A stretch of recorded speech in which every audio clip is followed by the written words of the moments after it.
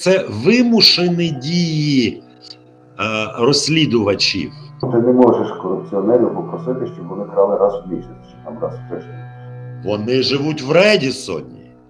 Машина Мерседес. Ти сидиш за комп'ютером і управляєш світом. Я коли бачу якусь емоцію у журналіста, відразу ставлюся до нього підозріло. І він каже: слухай, гроші все-таки важливо, я трошки тут попрацюю, там жирка накопичу, а потім повернуся вже ситий, щасливий. Народ вас послухає, скаже: так все ж нормально. Он Олекса Шалайський каже: природа така, я і краду.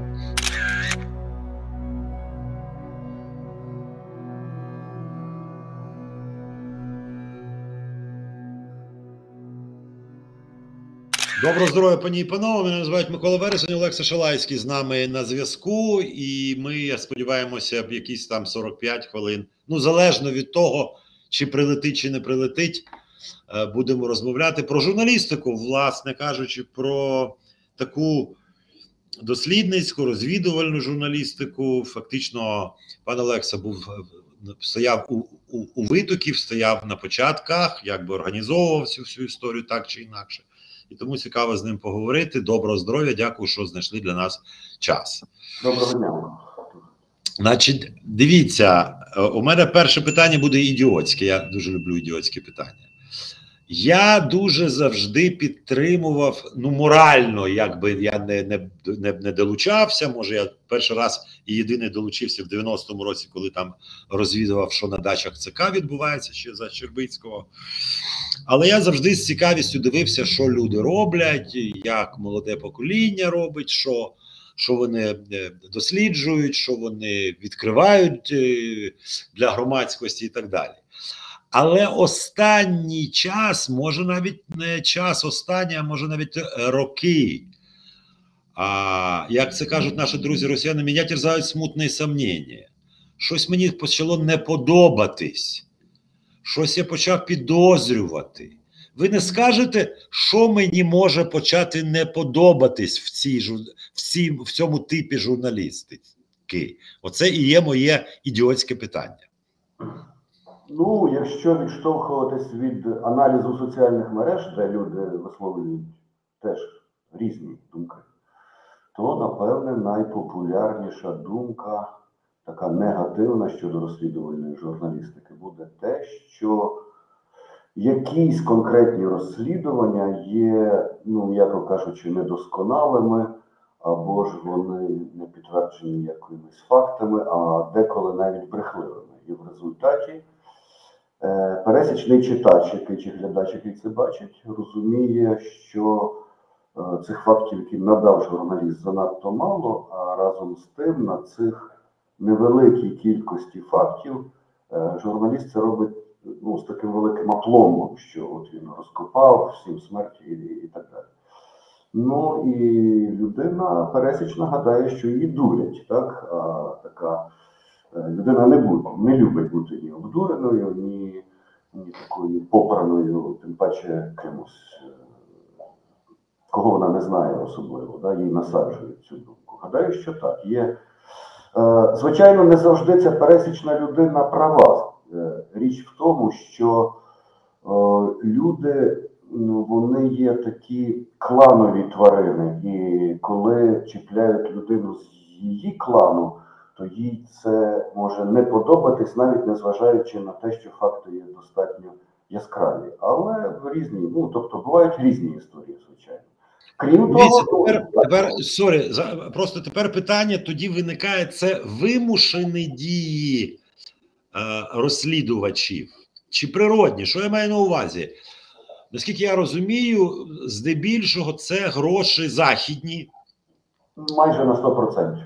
Так, і, значить, оці західні гроші, коли йде розмова, давайте, мовляв, ми будемо робити розслідування, а ви нам будете платити, тоді Захід, як капіталіст з звірячим обличчям, каже, значить, давайте раз на тиждень робити якесь розслідування.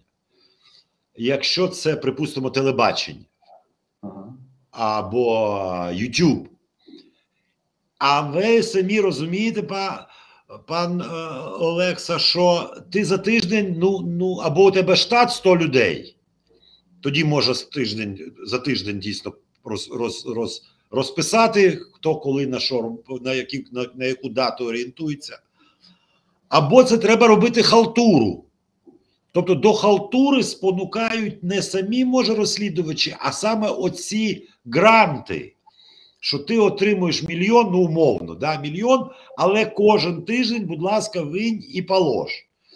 І журналісти починають просто халтурити, тому що за тиждень ти нічого не встигнеш з штатом в 3 людини. Тобто, от ви думаєте, це вимушені такі дії, що я вимушений, мені треба щось робити, тоді я роблю раз на 5 програм дійсно міцну, класну, доведену програму, а 4 я просто халтурю, тому що в мене виходу немає. Ця проблема є, вона торкається в більшості випадків телебачення, а не, наприклад, інтернету, чи газети, чи радіо навіть. Чому? Тому що оцю кількість цих розслідувань, які обіцяє розслідувальний центр за якусь кількість грошей, придумає сам центр. Ну, тобто він каже, ми зробимо стільки-то там за рік чи за півроку, але це в нас буде коштувати от стільки-то. І якщо це умовно інтернет-видання, то ясна річ, що вони дивляться на свої можливості, і, наприклад, в них в березні вийде не 4, а 8, так, а потім в квітні-травні нічого, так, і нікого нема з цим проблем, тому що загальна кількість виконана. Якщо ж стосується телебачення, тут, звичайно, є проблеми, тому що вони щотижнево виходять, це по-перше. По-друге, не будь-яке розслідування ти можеш зробити телевізійним. Скажімо, у нас, зрозуміло, є дуже тісні стосунки, були до війни, так, бо зараз трошки по-інакшому все. Наші гроші Бігуса, тому що вони наші гроші, ми наші гроші, ми їх породили, вони потім пішли собі. І дуже часто журналісти-розслідувачі міняються темами, тобто до нас на емейл приходить 1-2 листи щодня від людей, які хочуть щось там повідомити. І ти знаєш точно, що твій колега цим займався, і логічно йому це звантажити, наприклад, корупція в медицині, а ми цим не займаємося. І з 10 тем, які ми відвантажували, так би мовити, Бігусу і його команді, то вони брали, в кращому випадку 2. Хоча всі 10 тем були реально розслідувані.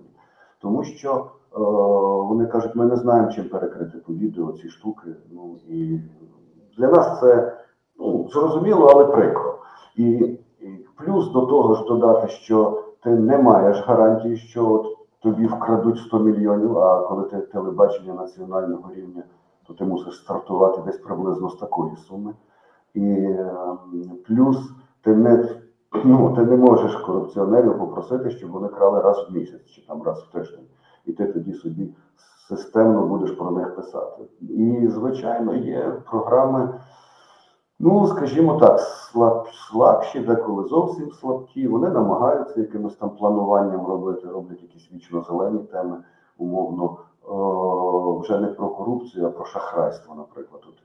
Той же Бігус і його команда робили серію таких сюжетів про шахрайство, про всілякі фінансові піраміди і так далі. Час від часу це випускали, коли не було яскравого свого сюжету. Але проривається, звичайно, те, що от післязавтра ми вже монтуємося і вже вихід. Ще, не дай Бог, конкуренти, ми знаємо, що над цим працюють, то вже ти ліпиш, як це трошки горбатого до стіни, лиш би воно вийшло. Так що, да, проблема є. Але, звичайно, що якщо є хороший, високий професіонал, то він все-таки стане коліном на своє горло і не буде випускати абсолютно невдалу якусь річ. Це якраз про хороших професіоналів. А нема відчуття такої проблеми, чи це не проблема, чи це характер людей, робінгудізм, я б так назвав. Героїзація себе, дуже я часто це бачу. 2 моменти. Я бачу, що от ми такі герої, і приємно людям, які цим займаються, казати про себе, що вони герої. Такі Робін Гуди, ми класні. І другий момент – це, а чи немає там інколи заздрості? От я поясню, що я маю на увазі. От я би писав, наприклад, да, там про Париж, наприклад, да, чи там немає значення, Хельсинкі. І там якась група українців, чи може навіть група російських втікачів, мільйонерів. Ну, вони живуть в хороших квартирах, може вони живуть в пентхаусі, а машини у них дорогі, і їдять вони в хороших ресторанах. А от коли починається таке смакування, вони живуть в Редісоні. Машина Мерседес 500, АМГ, ТРБ, МНБ, квартира в районі. І я сижу, думаю, таке враження, що він що він сидить і, сука, я теж хочу так жити, я теж хочу так. Я заслуговую більше, бо я за народ, я герой народу, народ мене любить, я так працюю, я живу в якомусь однокімнатній квартирі на Оболоні, і їжу на лянчі. Ну що, це ж не де справедливість в світі. От чи може я це собі вигадав, може я такий ідіот, що я таке себе бачу і сам про себе думаю, що я краще, ніж вони, і тому я так не роблю, а вони так роблять, що я краще за них. Може так бути, але я у вас питаю. Я, власне, би почав з другого, про те, що ви зараз саме говорили. Така проблема, звичайно, є. І про це робінгудство, і безгрішення, тобто бажання більше грошей. Але вона стосується, я би так сказав, не справжніх журналістів-розслідувачів. Насправді, якщо подивитися, я взагалі не люблю слово розслідування, я вам скажу чесно. Тому що таке розслідування? Це просто нормальна журналістська робота. Ти сидиш, щось робиш, до тебе приходить людина і каже, ти займаєшся умовно нафтовим бізнесом, а тут вкрали група «Приват», 300 мільйонів гривень, квітень, війна була. І ти пишеш просто економіку фактично, але в результаті ти звинувачуєш когось в крадіжці 300 мільйонів гривень. І тому, в принципі, будь-який журналіст, який стикається економікою чи соціалкою, він час від часу робить розслідування. Чи може він цього не називає. Але є група, і вона величезна група, так званих, названих їх професійних розслідувачів, які вони самі себе вважають.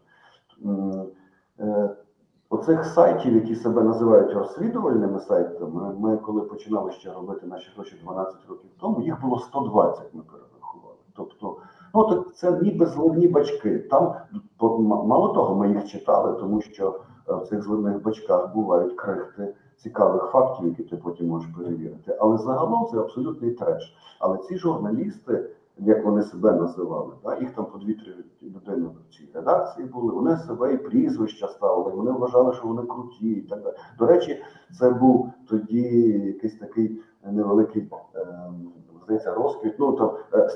Був журналістом-розслідувач Шарій. От такий відомий. Він тоді називався журналістом-розслідувачем. І я колись взяв його 2 тексти, перевірив по фактології, і там був повний абзац, там було просто по 3-4 факти не налазили, не корелювалися навіть один з одним на те, що там з дійсністю. І оця вся група, вона ходить по фейсбуках, вона робить ці сайти, вона робить, треба ж залучити читачів, ми бачимо ці гучні банери, шок, жах, зайдіть, подивіться, як обкрадають, як кров лється і так далі, і так далі. Цього дуже багато. Тих же журналістів, які, зрештою, і в журналістиці класичній таке, напевне, є, правильно? Без сумніву.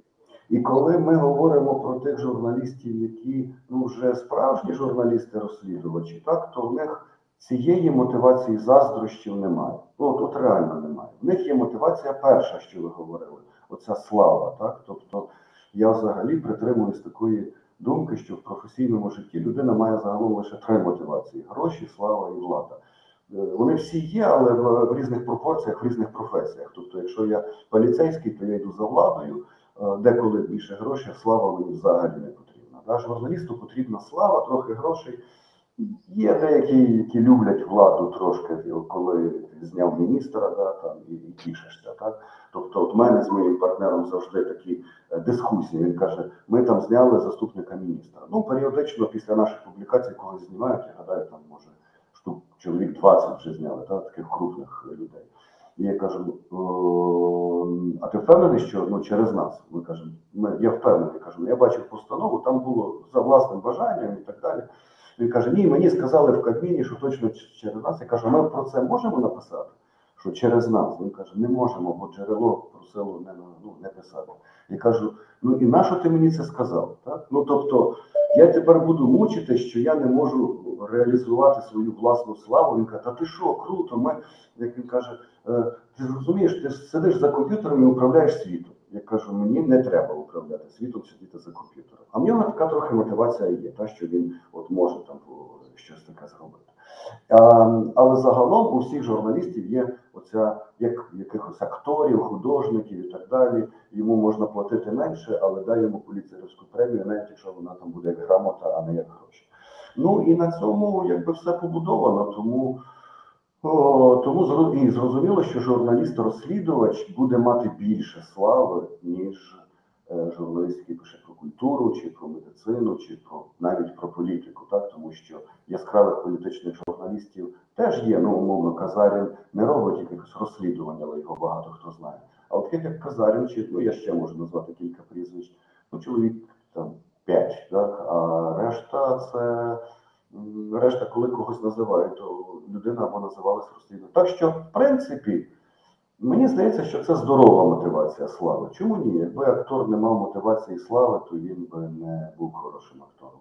Тобто, ну, не знаю, я не порівнюю, я зазвичай з хірургом журналістів порівнюю, а не з актором. Ну, може, тому що я ніколи не був хірургом, а тільки підставляв своє тіло під хірургічні впливи, а актором я був, ну, і там грав і в театрі, і в кіно, то може тому. Але мені здається, що хірург краще. Чому? Тому що у хірурга, як мені здається, і журналіста мусить бути мінімальна кількість емоцій. Я коли бачу якусь емоцію у журналіста, відразу ставлюся до нього підозріло. Тому що, ну, хірург, він може оперувати людину українця, або якщо до нього привезуть якогось російського найманця пораненого, він все одно буде оперувати. І якщо він буде оперувати печінку, він не буде якось, знаєте, казати, що от я вчора така була сіра печінка, а сьогодні вона така виблискує печінка. І мені цю печінку краще, бо вона естетично красивіша, ця печінка. Він просто робить свою справу, намагаючись робити її суворо, дотримуючись процедур і без впливів емоційних. Ну, тому що тоді будуть жертви, будуть трупи. І мені здається, тут тому і це моє, як би сказати, випливає наступне питання. От коли ви кажете про оці емоційності різноманітні, і це в мережах ми бачимо, в телебаченні, в класичній друкованій журналістиці, якщо вона десь ще є. Тобто етичні моменти тут повністю відсутні. Просто повністю відсутні. Я чому на це, ну, якби звертаю увагу, тому що є, якби, етичні закони, і вони практично в всіх країнах не відрізняються один від одного, ці перелік. В Канаді, серед іншого, там є трошечки маленька різниця, там є такий момент, що ти не вважаєш, тобто суспільство журналістичне, громада не вважає тебе журналістом, якщо у тебе є,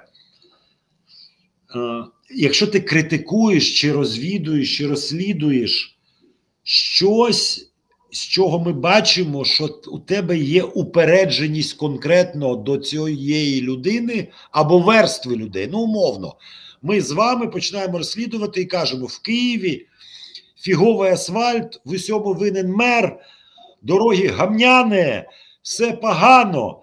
І тоді виникає питання, а в Полтаві все ідеально, а у Львові всі такі дороги, що ну просто як в Німеччині. І якщо журналістське середовище каже, слухай, ну ти чого до нього присіпався? Це вся країна в такій проблемі. Це не він винен, де всі винні. І тоді вони кажуть, ні, слухай, у тебе якийсь особистий до Кличка упередженість. Ти його особисто не любиш, він тобі в борщ насрав. І тому ти це робиш. І коли я інколи читаю, я бачу оцей емоційний контекст. що от і так всі люди не люблять крадіїв. Це ж очевидно, що 99% українців, казахів, поляків не люблять крадіїв. Але таке враження, що ти більше їх не. Ти їх готовий просто задушити, задавити. І коли ти бачиш оцей емоційний контекст, я перестаю вірити. Я не вірю тому хірургу, який буде з емоційним контекстом робити операцію. І не вірю журналісту, який емоційно каже: от это все, вот это они вори. Я кажу: да, они вори, тихо. Да. Я перепрошую, що я забираю багато може часу. Я у себе, коли зараз веду свої програми, то коли починаю так нервувати: під час війни крадуть, не гі. Я кажу: назвіть мені одну за 2000 останніх років війну, де б не крали. Знайдіть одну. Там, де все суспільство чесне, до останнього все знімають під час Другої світової, Першої, будь-коли, завжди це час крадійства. Не треба робити з цього якусь велику ой-ой. Перепрошую, що я так багато говорив. Ну, це правда, все, що ви говорите, правда. На жаль, отак людей з критичним мисленням, які бачать, що журналіст, як це верещить там і емоціями замінює факти, як правило, так? Тому що чим більше вереску, тим менше фактів. Людей, які це бачать, на жаль, небагато. Ну, тобто, може не 5%, хай 30%, так, але решта каже: ну от він же ж тут зажог глаголом, як то кажуть. Так? І ну, є величезна, звичайно, проблема. Мені, чесно кажучи, здається, незважаючи на весь песимізм ситуації, яка є навколо, що ситуація міняється на краще. Дуже поступово, роки потрібні, але ну, якби йде це допереду. Наприклад, якщо брати розслідувальну журналістику, то ще 15 років тому були якісь лише поодинокі люди, десь щось писали, і це було, як ми говорили, що це така дуже часто була емоційна розслідувальна журналістика. Я пригадую, там була Тетяна Королова в «Дзеркалі тижня», чи, ну зараз не згадаю ще два прізвища. Потім з'явився колись там Лещенко, який потім, ну і там далі вже почало зростати якась там ціла плеяда цих журналістів. І спершу, коли їх було багато, то коли їх вже стало багато, всі писали, як хотіли, і один одного якось там поправляли, і редактори десь включалися, хоча вони не журналісти, ну, не розслідувачі. Але згодом, ну, якось воно сконцентрувалося до такого рівня, що от є редакції, які роблять розслідувальні речі, яким ти вже, в принципі, віриш на 90%. Умовно, якщо я беру, якщо мені скажуть, от є розслідування якогось там, назвуть мені сайт, якийсь там резонанс in.ua, так, то я скажу, навіть читати не буду, ну, але, або дай я почитаю, щоб зрозуміти, про що там пишуть. Якщо ж мені скажуть, що схеми видали якийсь сюжет, і от там сталося, то я, ну, не те, що апріорі вірю, але я схильний цьому довіряти, ще навіть не подивившись цього сюжету. Тобто вже склалися і в Києві, і в деяких регіонах такі тверді команди, які вже, ну, плюс-мінус гарантують якість. Звичайно, що, напевне, факапи бувають у всіх, але це вже один доставних там процент такий невеликий цих проблемних матеріалів. Спробувати це зробити якимись моральними, законодавчими чи іншими нормами поки що не вдасться, тому що я сам був там ініціатором, організатором кількох рухів там за чистий інтернет і щось подібне. Воно працює один місяць, потім всі розходяться по своїх квартирах і далі починають своє робити, тому що гроші перемагають. Гроші – основна проблема. Чим ти чистіший, тим ти менше можеш заробити гроші. Ти бідніший. Так. От, в результаті воно розсипається. Але, в принципі, те, що можуть дуже... Я не знаю, як зараз, на жаль, з телебаченням, бо я його дуже рідко дивлюся, але те, що, якщо, ну, умовно, там можуть критикувати «Українську правду» дуже багато хто, чи «Нове время», чи ще когось. Але те, що вони вже тримають якийсь баланс, ну, якості, роками вже, да, це однозначно. І вже коли ти тримаєш цей баланс, то ти вже і людей до себе залучаєш, ну, якби нормальних, тому що вже такий псевдожурналіст, особливо розслідувач, туди не потрапить. Тому що це не тільки проблема навіть якості ЗМІ, а й як це, переліку редактора чи власника. Ти можеш потрапити в неймовірний суд, так, і втратити дуже багато грошей. Тому, на щастя, з'явилися такі якісь реперні точки, на які ти можеш опиратися. Зрозуміло, що вся така журналістика розслідувань не стане. Але загалом якість якісної української журналістики розслідувань є дуже високою, якщо порівнювати з іншими країнами. Тобто ми точно можемо це порівнювати, тому що ми їздимо на ці всі з'їзди європейські і світові журналістів-розслідувачів, ми читаємо їхні розслідування, наші беруть якісь призи, ну і так далі. Тобто в багатьох країнах, ну, те, що ми робимо, це для них якийсь космос насправді. І так що тут, в принципі, плюс-мінус. Зараз, на жаль, я скажу, є інша проблема, яка не видима поки що окові, такому неозброєному в журналістики розслідування. Вона почалася, напевно, років 2 тому, може 3, а зараз це просто стала катастрофа. У нас почали щезати журналісти-розслідувачі. Тобто їх стало набагато менше, і цей тренд, на жаль, йде й далі. Тобто до війни була проблема, що оце старше покоління, ну, кудись розійшлося потрохи, як правило, перейшли, ну, втомилися, тому що журналістика розслідувань – це все-таки ти мусиш бути таким специфічним чоловіком, весь час ти спілкуєшся з якимись неприємними людьми. Отак, як ви казали, що ти мусиш бути як хірургом, так? І от я подумав, що насправді тут є ще один такий доказ хірургічності, що ми періодично спілкуємося з цими корупціонерами, тет-а-тет, про це не пишучи, так? Тому що він каже: хлопці, ви приходьте, я вам розкажу, що ви не праві, так?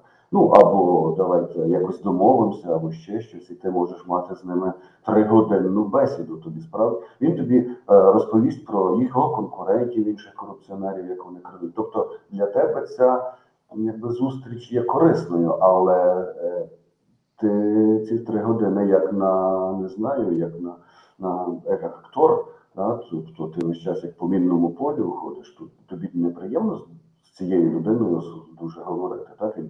Він не те, що вкрав зараз там 100 мільйонів, він щомісяця краде по 100 мільйонів, і він такий сидить, вальяжний, оце все в нього яхти і так далі, і розповідає, який він крутий.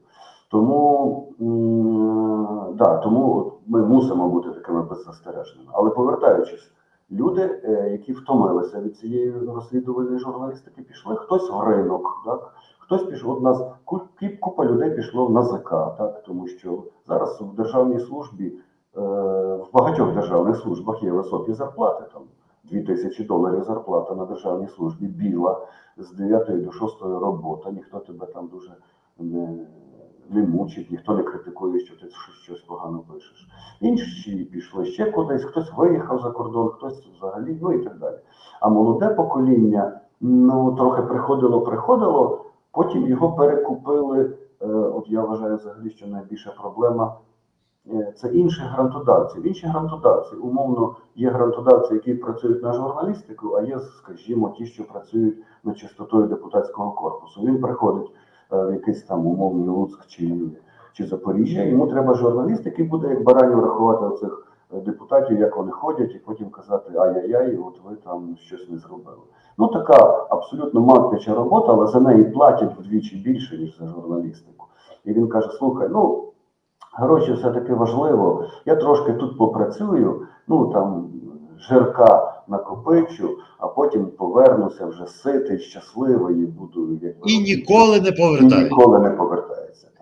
Так. Тому в нас в регіонах особливо залишилася така просто пустеля, насправді. Особливо зараз, коли війна, частина дівчат виїхала, частина хлопців на фронті, частина в депресії.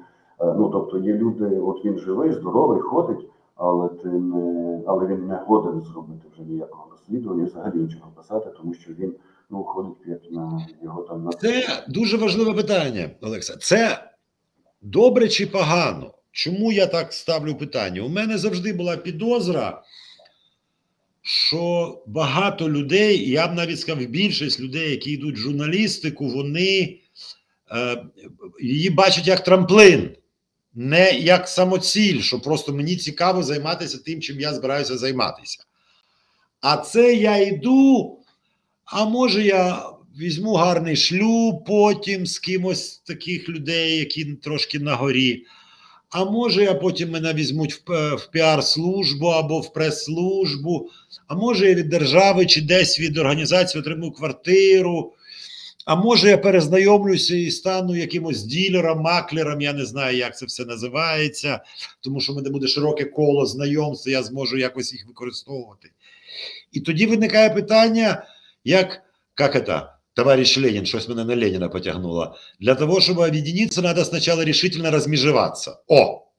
Тобто, може це добре, коли багато людей, які не бачать в собі оцієї тут знов доводиться російське слово використовувати, тому що для мене журналіст, як і той самий хірург, і слідчий, і археолог, це любознательність.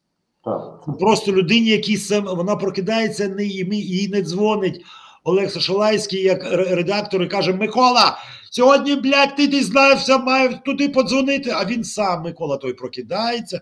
Перше, що він робить, які новини в світі, які новини в Україні, що відбулось там, що відбулось в Чилі, йому самому супер цікаво, що відбувається. І він цим займається. А не тому, що йому хтось наказав. А у нас, у мене враження, дуже довгі часи були люди, а я зараз, мене в парламент призначать журналістом парламентським, я буду ходити серед парламентарів, а познайомлюсь, і буде мені від того щастя якесь там, да, чи я потім перейду в прес-службу, чи я вийду заміж за якогось високого посадовця, чи. Тобто це такий проміжок був. Що ви скажете? Може добре, що відпачковуються багато людей, які, може, себе не бачать журналістами? Ну, добре, звичайно. Ну, тобто, добре, що вони відпочковуються, ну, хай собі десь там живуть. Просто проблема в тому, що, ну, це правда, що багато людей журналістику як для трампліну, тобто я періодично викладаю якісь лекції в різних вузах, на різних журфаках, то, ну, зараз тренд такий, що там майже практично всі дівчата, по-перше, а по-друге, вони всі хочуть на телебачення. Тобто, ну, і зрозуміло, що це не тому, щоб там ходити розслідуванням, а просто, ну, це така красива позиція в журналістиці, скажімо так. Я не критикую, я просто, ну, це така об'єктивна дійсність. Але якщо говорити про класичну журналістику, то ти ще можеш швидко поміняти цих людей. Ну, не буду їх називати півною, але такими минущими людьми. Вони прийшли, пішли, хтось інший прийшов. Зрештою, навіть таким людям завжди можна в класичній редакції знайти роботу. Там носити папери, читати елементарні новини, там, ну і щось таке. А з журналістикою розслідувань є така дуже серйозна проблема у нас світового, навіть глобального тренду накладається на нас. Журналістика розслідувань мусить бути, окрім того, що ти мусиш допитливим бути, ти ще мусиш бути логічним. Тобто в тебе 2+2 – 4, ти розумієш, коли причина, коли наслідок. І дуже багато людей не розуміють, що за чим іде. Це перше. А друге, що ти мусиш вміти працювати з плюс-мінус великими обсягами інформації. Тому що приходить, або до тебе прийшли, принесли 60 сторінок документів, і ти мусиш знайти цих 2 абзаци, які тобі потрібні, або ти сам їх чекаєш і, можливо, щось знайдеш. А оце нове покоління, яке прийшло, ну, я вже прочитав книжок 5, напевне, світових якихось авторів, що з цим робити і так далі. Це поверхове знання, навіть не поверхове знання, поверхове отримання інформації. Так? Тобто 30 секунд вже все, 31 секунда вже в голову не влазить, бо ти мусиш читати якісь скорочені, якісь реферативні, якісь там штуки, а про що там, розкажи мені в 2 словах. А ще, не дай Бог, з величезного тексту зробити самому рефер, це взагалі катастрофа. Ти її прочитати не можеш, а ще зрозуміти, де там головне. А журналістика розслідувань, ти без цього не обходишся, бо ти все одно... Зрозуміло, якщо ти влазиш, можливо, в якісь там історії, хто кого побив, це теж бувають розслідування, там якісь соціальні. Але якщо в тебе економіка, якщо в тебе от якісь цифри і так далі, то ти мусиш, ну, приреченим бути оце зробити.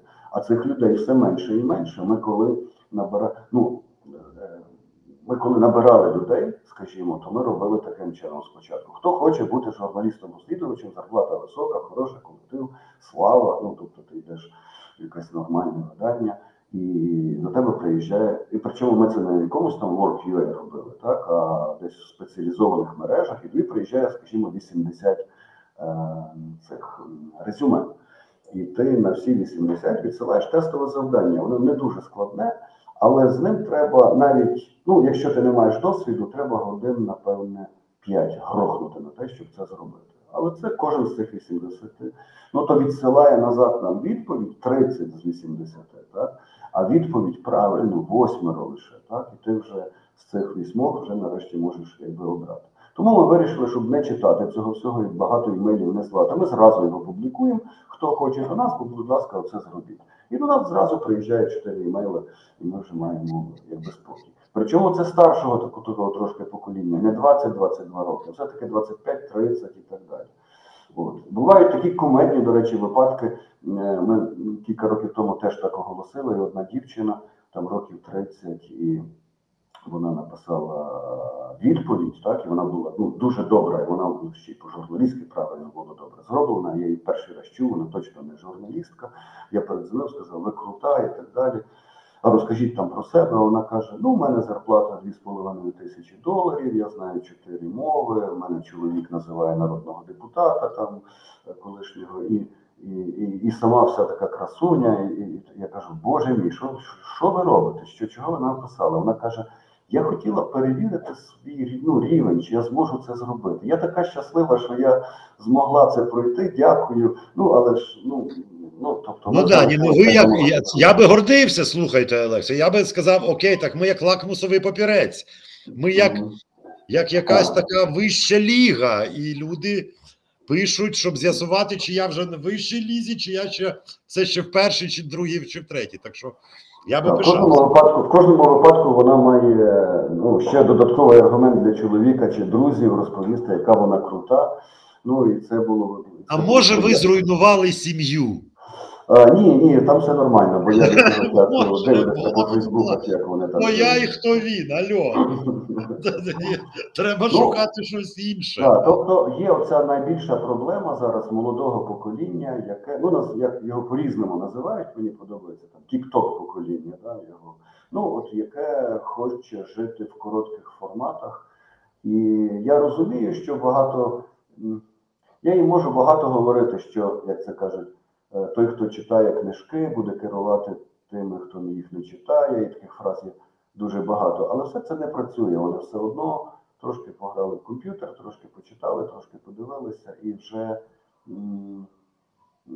Тобто людей, які заглиблюються, стало дуже мало. Для журналістики розслідувань це реальна катастрофа. Тобто у нас, я можу це дуже об'єктивно говорити, тому що ми маємо таку групу, і ми підтримуємо порадами і так далі, закрита група журналістів-розслідувачів в регіонах. У нас там на пікові було 200 людей. Це не означає, що всі вони такі от прямо розслідувачі, просто є люди, які хороші журналісти, але час від часу роблять розслідування, там раз в півроку, наприклад. І їм деколи потрібна порада, який реєстр залізти, а як там описати, а де такий документ взяти, і так далі. Ну, із цих 200 станом на зараз, напевне, плюс-мінус активних лишилося 30, а це по всій Україні. Це ми беремо навіть маленькі містечка, де коли буває це людина в якомусь райцентрі живе, але виконує функцію розслідувального журналіста. Тому зараз є ця велика проблема, і от коли ми виліземо з війни, і ця ще й почнеться відбудова і так далі, то мені здається, що суспільство багато втратить, що їх стало менше. Я бачу вже по трендах, що нам люди пишуть, бо, звичайно, там до кінця літа ще практично ніхто нічого не писав, мається на увазі з скаргами на корупцію. Потім вже це почало з'являтися потрошки. Зараз, точно раз в день я маю імейл, не з такими там криками доколі, так, а з конкретними фактами.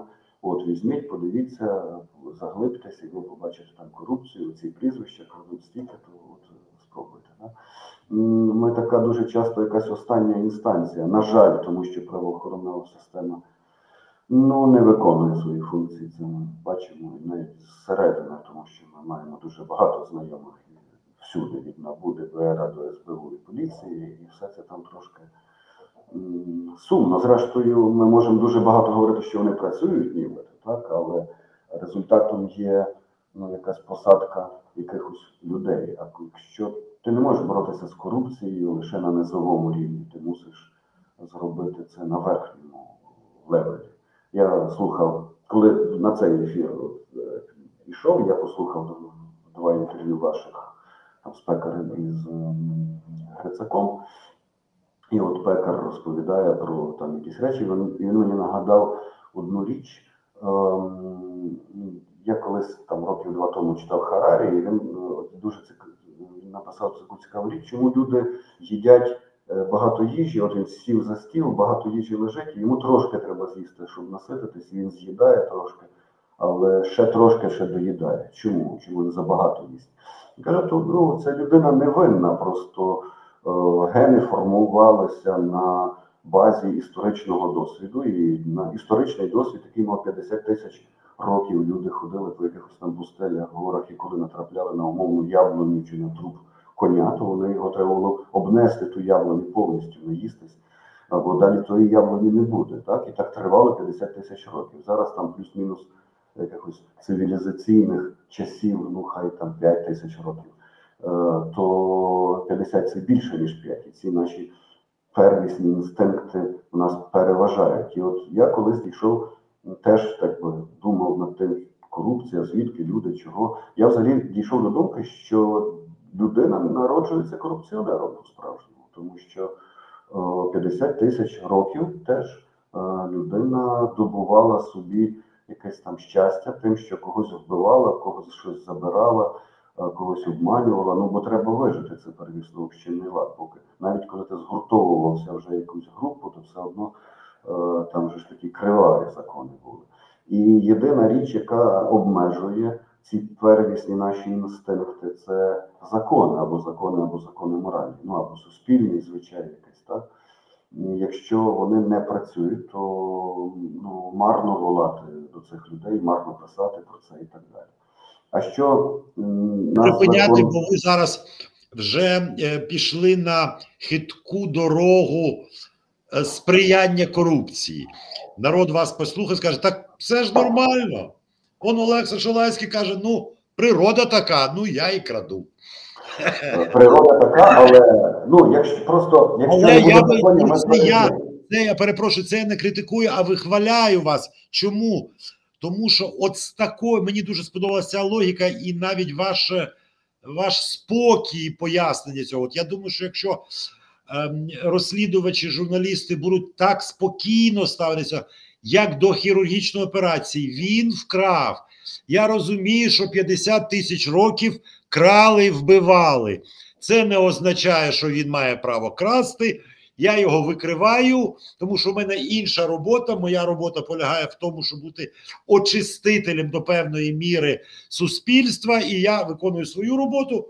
А він природньо робить, він не є мій особистий ворог, він не насрав мені борщу.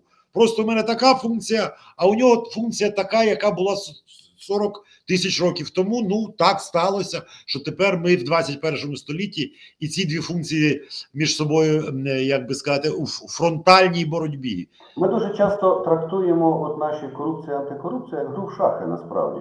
Корупціонери дуже часто дуже розумні люди, і їхні схеми бувають реально блискучі, ти просто в захваті від них. І я от пригадую, на початках ми ще коли їх там дивилися, ці схеми і так далі, потім ми побачили, що їх можна уніфікувати, і в принципі це обмежена кількість способів вкрасти. Так? Наприклад, їх є 50, так? І ти вже всі 50 описав, або знаєш. І от коли в нас була ще до війни там редакція 10 там, людей, то коли раптом хтось бачив 51-й спосіб, от він і казав, я знайшов новий спосіб, як всі кидали роботу просто, всі сходились до нього, і він як Акин це вповідав. Значить так, є ото людина, вона туди прийшла і написала, що, а всі кажуть, от таку ту штуку. А ні, це в способі 37 так роблять, а це 51. І коли він закінчував і казав, і так вкрали 20 мільйонів. всі сиділи і казали, браво, це круто, ну просто в захваті. Це, як бачиш, ну, комбінацію мат в три ходи, які зробив твій противник, але це справді красива комбінація, так? Ні, ну слухайте, це те саме, що в літературі. Я не знаю, як це кажуть, що 21 сценарій в Біблії і 12 у Шекспіра. Більш нічого нема. І якщо ти придумаєш якийсь там 13, то ти вже співмірний з Шекспіром або з Біблією. Ну, то ти, безперечно, герой. Тут очевидно, що ти герой. Останнє, дивіться, ви якби таку стурбованість, чи якби такий не песимізм, а такий обережність висловлюєте. А я от останнє те, що ви казали, мені це дуже подобається. Я там бачу якісь оптимістичні моменти. Чому? Тому що це ж ми з вами розуміємо, що це не тільки в журналістиці. Це всюди. У нас нема професіоналів. Оцих Ну, безперечно, бо коли вони бачать Медведчука з недосконалою освітою чи Суркіса, з тим, і раптом він мільйонер. Що ти скажеш потім студенту? Іди вчитися. Ти не скажеш йому, він скаже, а подивіться на того. Він нічого не вчився, став мільйонером. І ця легкість отримання всього, вона, безперечно, зіграла злий жарт. Але коли ми бачимо, і коли ви кажете і підтверджуєте, що дійсно дуже багато людей відходять через те, що це треба регулярно, постійно щось думати, щось вивчати, кудись влазити, кудись заходити. І залишаються ті, які на це здатні. Значить, я роблю, знаєте, дуже, може, занадто оптимістичний і може, дебілообразний, якби, висновок. Що може настав час через війну, через оцей катарсис і так далі, що може почнуть з'являтися професіонали не тільки в журналістиці. Відпадуть погані, ну чи дай частину лікарів, погані адвокати, погані крадії бізнесмени і так далі, і так далі, і так далі. І з'являться якась... Я розумію, що зараз я абсолютно дурниці плету. Але от, знаєте, може це якісь такі ознаки первісні, ще не міцні, що от щось може в суспільстві відбувається, коли оце вдавати, а не бути, заміниться на бути, а не вдавати.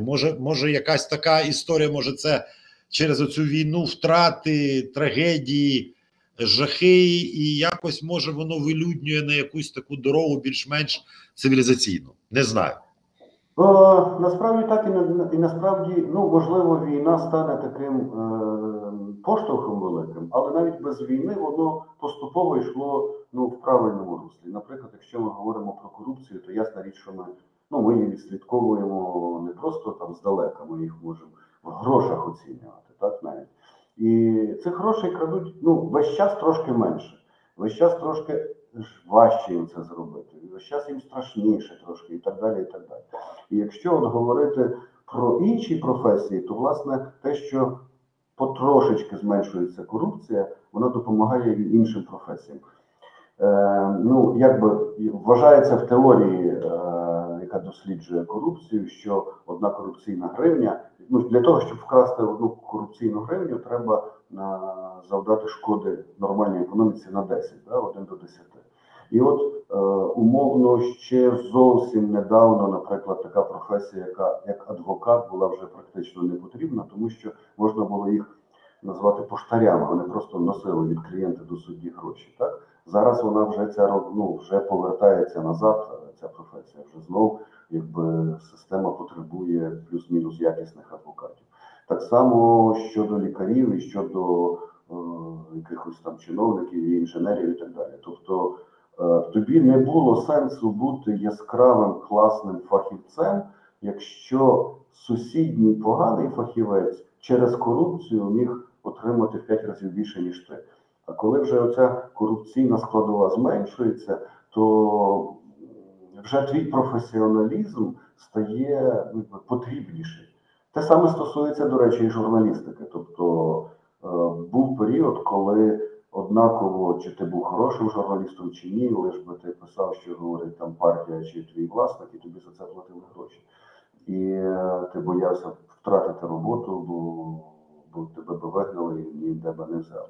А зараз мені важко, в принципі, уявити, і вже давно важко уявити, що якщо є там високий професіонал там журналістики, він може зробити собі паузу, але те, що він не знайде, куди прикласти своїх зусиль, тому що щось не те сталося. Тобто ми дійшли до того часу, коли професіоналізм знов стає потрібним. Це вже дуже важливо. Інша річ, що ще професіоналів бракує, але це вже, на жаль, за рік не зробиш. Так хорошого ні журналіста, ні лікаря за рік не створиш. Але останнє питання важливе. Я, коли сперечаюсь за пивом з друзями, я кажу, я багато бачив, як це все відбувалося в Україні, і можу сказати, що спочатку багато крали і нічого не розуміли. Я не кажу про не вміли, просто навіть не розуміли. Потім з'явилися люди, які все одно багато крали, я маю на увазі чиновництво, але вони вже розуміли, може не знали, як робити. Зараз я бачу людей, я був здивований ще в минулому скликанні Верховної Ради і в минулих ще після 2014 року міністрів, вони вже все розуміли. Мені з ними не було соромно розмовляти, бо в 90-ті я, розмовляючи з міністром сільського господарства, не тямлячи нічого в сільському господарстві, знав більше в сільському господарстві, ніж міністр сільського господарства. І мені було соромно за країну. Я не маю права знати більше, ніж міністр. Це мені соромно. Тепер продовжують красти, але таке враження, що вони вже розбираються дійсно. Вони вже дійсно розуміють, як працює та чи інша галузь. Вони вже розуміють, що таке капіталізм, що таке прибуток, що таке позбавлення непритаманних якихось рис в цьому бізнесу, чи цьому напрямку, чи цій верстві. Тобто залишилося ще відвчити від крадійства, і ми отримуємо прекрасну бюрократію. Правильно я розумію чи ні? Так, абсолютно так. Тобто вона вже професійна, але ще не долякана до кінця. Хоча вже трохи налякана. Тобто, по-перше, вона налякана нашими, і вона ще й налякана закордонними. Мені один корупціонер казав, знаєш, Олекса, вам здається, що нам жити легко. А от дивись, от якби ти мав зараз 50 мільйонів доларів, що би ти з ними зробив? Я кажу, оце потратив би на гульня, там ще щось. Він каже, ні, добре, ти потратив мільйон, каже, більше мільйона важко потратити одразу. А куди ти 49 покладеш? Я задумався, кажу, а які проблеми? Він каже, дивись, під подушку не покладеш, в сейф, теж проблеми, так? А з цими закордонними банками зараз величезна проблема, так?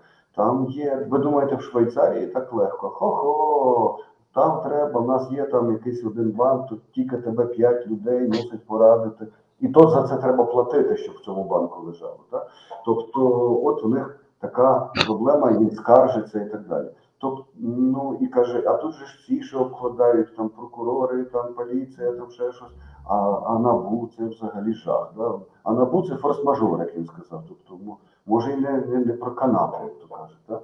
Тобто, вже з'явилися ті, принаймні, розмови, яких раніше ніколи не було. Так? І оцей тиск з двох боків, із Заходу і звідси, він вже їх трохи, дає їм учуняти трошки. Звичайно, не так, як би ми хотіли, але не так, як це було, бо був абсолютно якийсь треш ще там 10 років тому. Так що... На оптимістичній ноті закінчується програма, присвячена корупції. І це важливо. Олекса Шалайський нас інформував, і ми якось однодумцями виявилися до певної міри, що дійсно все дуже погано, але тренд на добре. І це приємно. А оскільки ми не молоді люди, нам не по 15 років, ми тепер і не очікуємо, що завтра буде краще. Як, наприклад, я в 92-му році очікував, що ми, наздряк з поляками зайдемо в Євросоюз і в НАТО. Виявляється, далеко не наздряк, але все одно рух правильний. Дай Боже здоров'я всім. Спасибі за увагу. Спасибі, пан Олекса, і бажаю... мы оторвем им їх собачі голови, як в 17 миттєвостей весни. Оторвати їм їх собачі голови. Оце моє побажання. А ми всі знаємо, що таке їх. І хто це «они». Дякую. Спасибі величезне. Дякую.